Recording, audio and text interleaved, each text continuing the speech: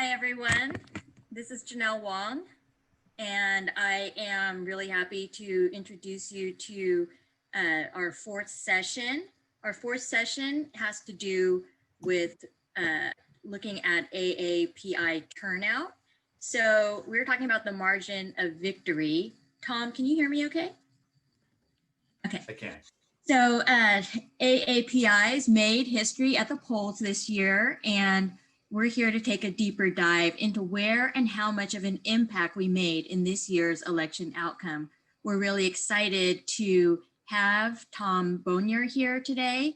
Tom has been making a big splash on Twitter and on other kinds of social with his analysis of the AAPI vote and especially turnout in key swing states.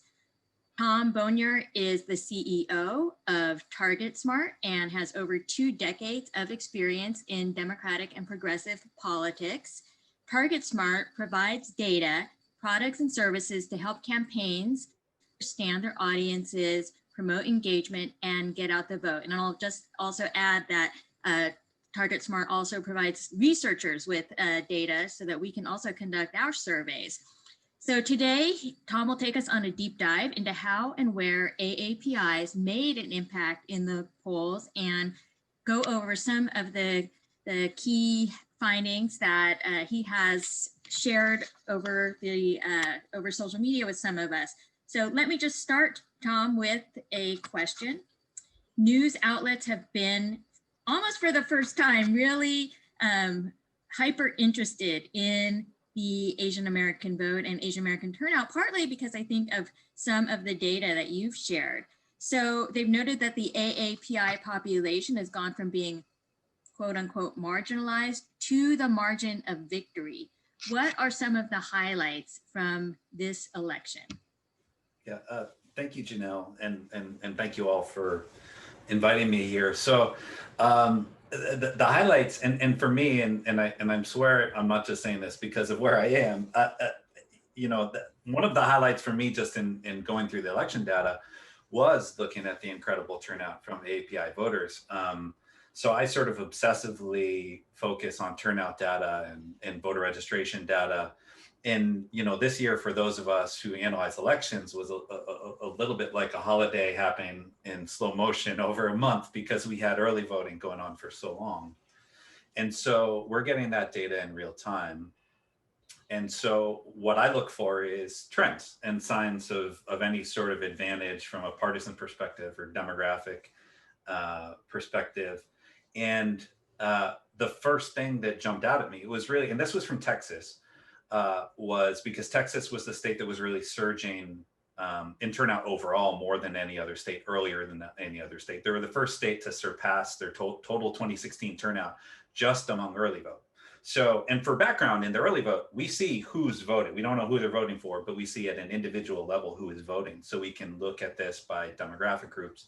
And Texas was the first that jumped out, where we saw that AAPI voters in Texas, that their early vote had exceeded their total 2016 turnout. And I initially thought that was wrong because that sort of thing doesn't happen. And so after double checking the data with my team and confirming that it was accurate, we started looking at other states and then saw Georgia, the same thing. And so, without giving you the blow by blow, the bottom line was, and where we ended up, and we're still looking at this, the full vote history of who actually voted, including election day, will take weeks and months to come in still. But just looking at the early vote, where over 100 million people voted in this election, we can say in every single battleground state but 3, AAPI voters just in the early vote exceeded their total 2016 turnout, which is incredible.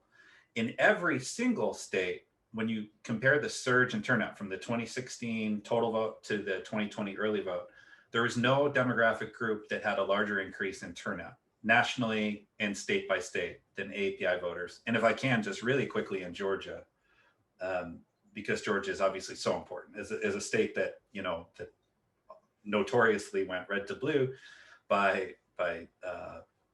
relatively small margins, though we've had the pleasure of watching that margin verified, I think 3 times now. What we've seen, and I literally just tweeted about this before getting on because I was going through and just looking to see if I could have anything new to share with this group, And what I found was amazing there. So we have the full vote history in Georgia. We know everyone who voted. And what we saw was, so overall in Georgia, 9% of the people who voted in Georgia overall were voting in their first election ever. 31% of the people who voted in Georgia didn't vote in 2016. So a big surge of people who didn't participate in 2016. That's a big part of how the state flipped. But for me, if you want to look at the real story of how the state flipped, look at AAPI voters. 26% of the AAPI voters who voted in Georgia were voting in their very first election ever. They didn't vote in the primary. They'd never voted before in an election, and they voted in that election. And we think, yes, that was a lot of young people, but that was, when we look at the data, that was a lot of people who were age 65 and older, who had never voted before and voted in this election for the first time. 55% of the AAPI voters who cast a ballot in Georgia last month didn't vote in the 2016 election. Overall, AAPI voters almost doubled their turnout from 2016 to 2020. So that was the one for me that I got the most excited about in terms of digging into that data and seeing those numbers that I've never seen. You know, analyzing election results for over 20 years, I've never seen anything like it. So I do think we have Tom to thank for changing, I think, the overall narrative. So we've heard for so many years that Asian Americans are low propensity voters.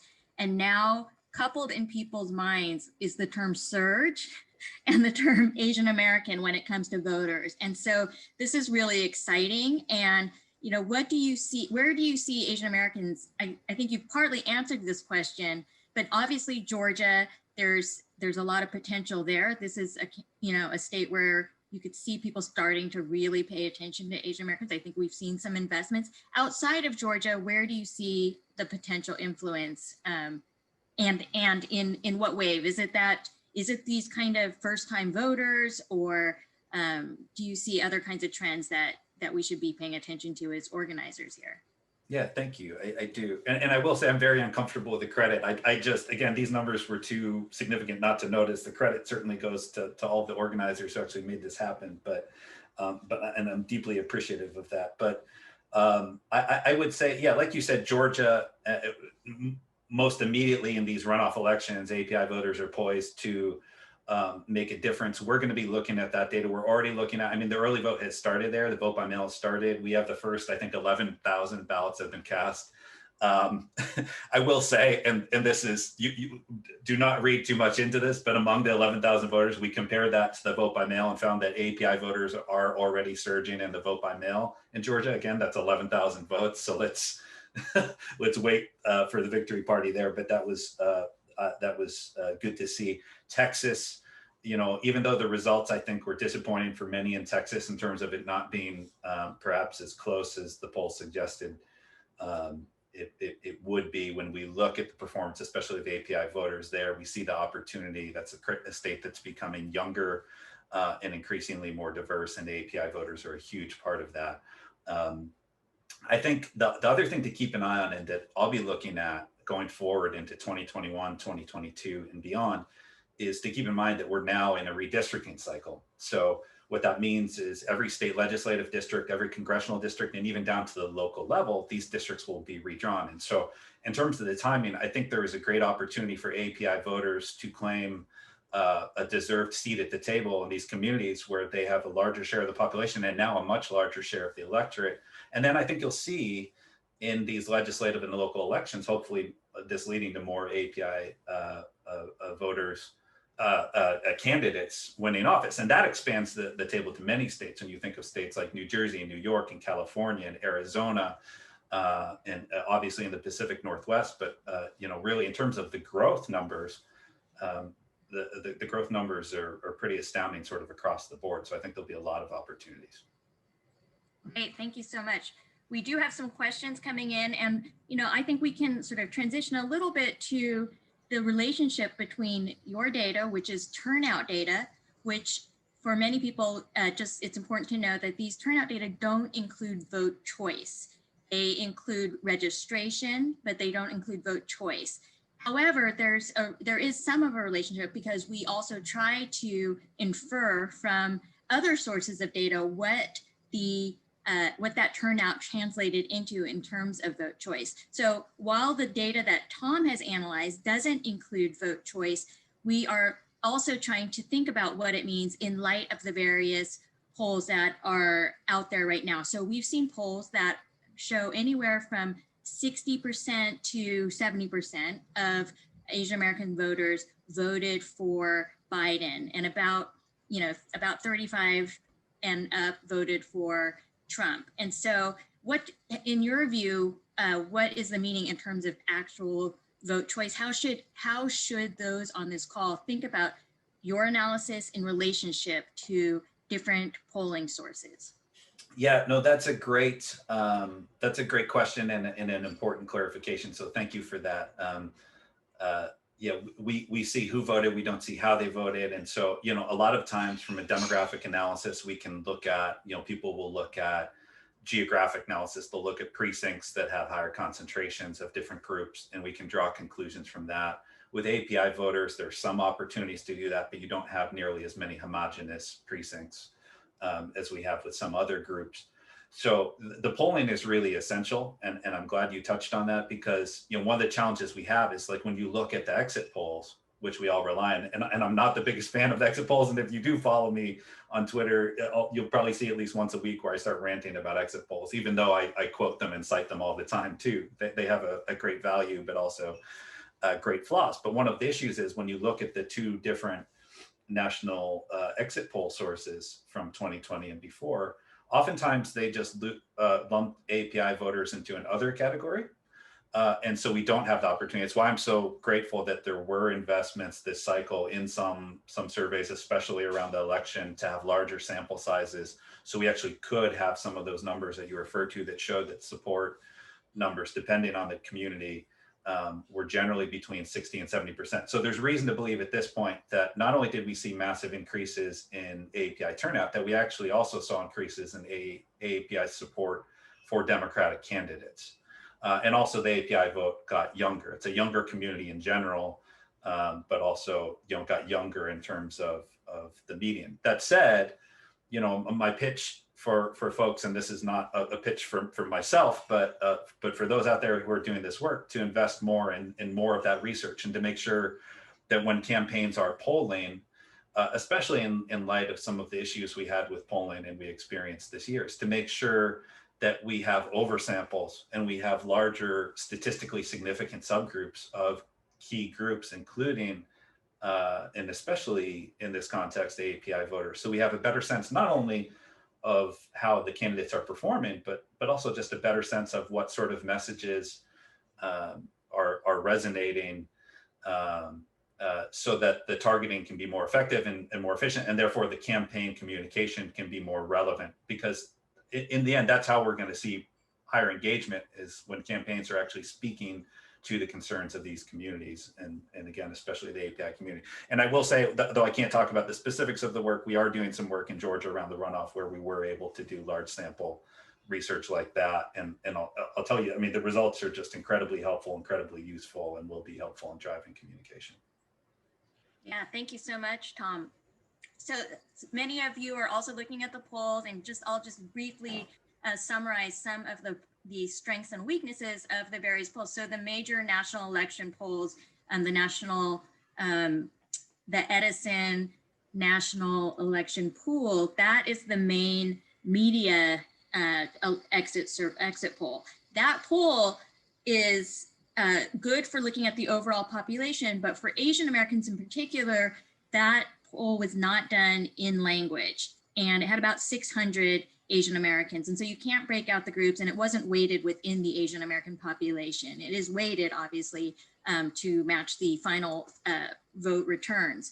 So it gives us some sense. What we're really looking for is sort of consistent trends across all of these different kinds of polls. So I did a poll earlier this year and had done one also in 2019 that showed about 60%, a little higher sometimes, of Asian Americans voted for Biden or were planning to vote for Biden. This survey was done in language, and it was also done with different groups, and we waited for the actual Asian American population. It's not perfect either, though. It was registered voters. We relied, it's not validated votes. And we also really have to, rely on people's self-reporting about what they're going to do. In addition, we are missing, and most of these polls are missing smaller groups like Cambodians, Lao people, and Hmong people, for instance. And so we don't have a perfect sample of Asian Americans. So maybe, Tom, you can talk a little bit. I know you don't need to go into your perfect algorithm or your secret algorithm, but you can tell us a little bit about, how in your data you actually identify Asian Americans in your voter files, because the data, the information is not always there. There has to be a process for making a best guess about who is Asian American in these voter files. Yeah, that's right. It's an important distinction. When we get the publicly sourced voter files, it comes with very little information. There are a few states left that do report some sense of race and ethnicity, but since the Voting Rights Act was effectively invalidated a few years ago, even that is waning. So like Georgia is one of those states where you have a much larger percentage of people just tagged as unknown. Most states don't report that at all. So what we're left with is a combination of consumer level data and modeled data. And in the end, the consumer data is generally modeled as well. And generally what we're doing is using some combination of surname dictionary, census data, and other more granular information. And as you can imagine, that's far from perfect. And so again, it's another area where I think there can be more investment in providing more granularity and more accuracy. I think, we've done a lot of good things in that area in terms of being able to break down voters from a sort of monolithic sense of broadly AAPI voters to looking at country of origin and things like that. And even as you mentioned, Janelle, talking about your research, just a really key point of being able to have in-language communication, whether it's a survey or actual outreach. And I've heard some great stories from organizers in Georgia and elsewhere about how they were able to do that in their communication and making sure they had culturally relevant and targeted communication. And there are things we can do there too, like, not to get too creepy, but being able to look at what sort of characters people use in their texting and without actually seeing what they're texting, to be clear. Your phone just knows what keyboard you're using. So there are frontiers like that where I think we'll have better, more accurate data. But again, that's an area where, frankly, we could benefit from having more investment upstream and just getting access to those types of models and data points to better target individuals in a much more authentic way. So this growth, I think, in some of these swing states actually is such a great opportunity for more investment in our communities. And I just want to circle back to the work that was done on the ground. I think the first panel for this whole convening really emphasized that the turnout is not just a function of population growth. That's part of it. Some people are asking also about what role did COVID-related anti-Asian bias maybe play in moving people? Another thing Tom has written about is possibly, having an Asian American on the ticket, Kamala Harris. And, these are the things that we have to find out really through research and survey data. And so one of the things also to keep in mind is that in surveys, people self-identify as Asian American. That's how we identify. So we actually take something like a voter file, and then we call people and we ask them, do you identify as Asian American? And so it's like another check on whether or not they're Asian American. And then we can ask them about these attitudes. So it's really, I think, a complementary process. One of the things that is also missing from both these sources of data is really the on the ground organizing. And I think that is what Tom is pointing to, that in all of these places, we have the data, and the data show these trends partly because of the work many of you are doing in places like Georgia. I know that organizing has taken place not, prior to 2018, even. These relationships are very long-standing, and it takes a lot of work to get to this point of of actually moving turnout beyond population growth. And so, this is a conversation I think that's ongoing. We will have these other opportunities to look at organizing in Texas. Some of you talked about that, in Arizona as well, and then also even in these places where Asian Americans are not in a swing state, we're definitely seeing, like in Orange County and in other parts of Southern California, where Asian Americans are providing kind of a similar margin to the ones that Tom has pointed out in this kind of state aggregate level. So Tom, I just want to thank you again. And do you have any kind of last observations, especially pointing into the future? We really do appreciate the work you've done. Yeah, no, again, thank you for having me on. I really appreciate the opportunity to share these insights. I'll share my contact info in the chat. If folks have follow-up questions, feel free to follow up. And again, I'm appreciative of this incredible work. Again, you talk about the margin of victory, and without this work, I'm not sure that Joe Biden would be president right now. So I'm especially thankful for the organizing that among AAPI voters that allowed this to happen. So thank you, and thank you for having me on.